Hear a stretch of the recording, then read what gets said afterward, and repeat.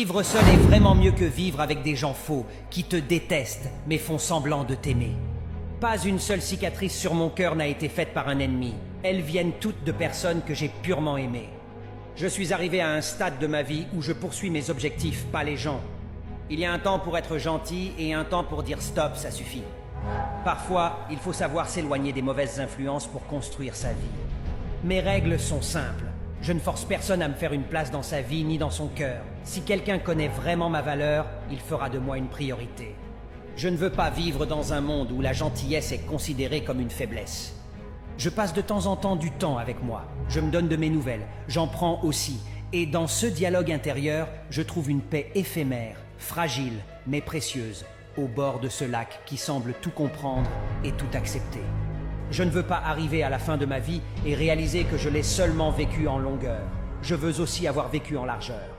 J'ai eu honte de moi quand j'ai réalisé que la vie était une fête costumée et que j'y étais avec mon vrai visage.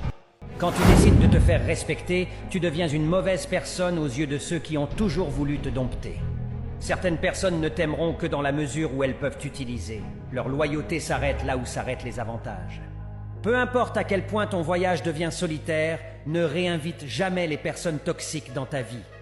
Ne laisse pas les gens changer la personne aimante et attentionnée que tu es. Ne laisse personne te décourager. Utilise l'amour et la bonté en toi pour rester fort. On ne peut pas contrôler le comportement des autres, mais on peut contrôler le moment où on ne veut plus avoir à le subir.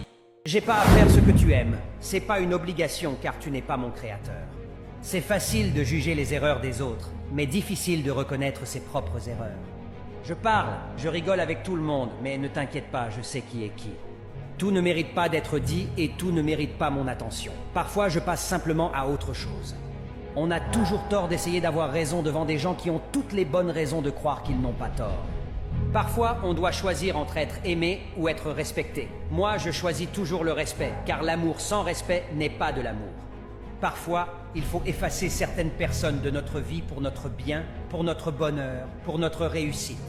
Les personnes les plus sincères sont parfois les plus maltraitées, mais nous gagnons toujours à la fin. Parfois, les gens font croire que tu es une mauvaise personne pour qu'ils ne se sentent pas coupables des choses qu'ils t'ont fait subir. Le bonheur est un travail intérieur. Je n'attribue à personne d'autre un pouvoir aussi important sur ma vie. J'entraîne mon esprit à voir le bien en toutes choses. La positivité est un choix. Le bonheur de ma vie dépend de la qualité de mes pensées. Pardonner, c'est facile. Oublier, c'est difficile. Refaire confiance, ça, c'est impossible. Les trahisons m'ont appris à être méfiant et prudent dans mes relations. Certains m'ont ignoré pour me faire mal, mais ils m'ont aidé à les oublier. À un certain moment, il faut oublier les gens qui nous ont oubliés. Les champions ne se plaignent jamais car ils sont trop occupés à devenir meilleurs. Le temps, c'est tout ce que j'ai.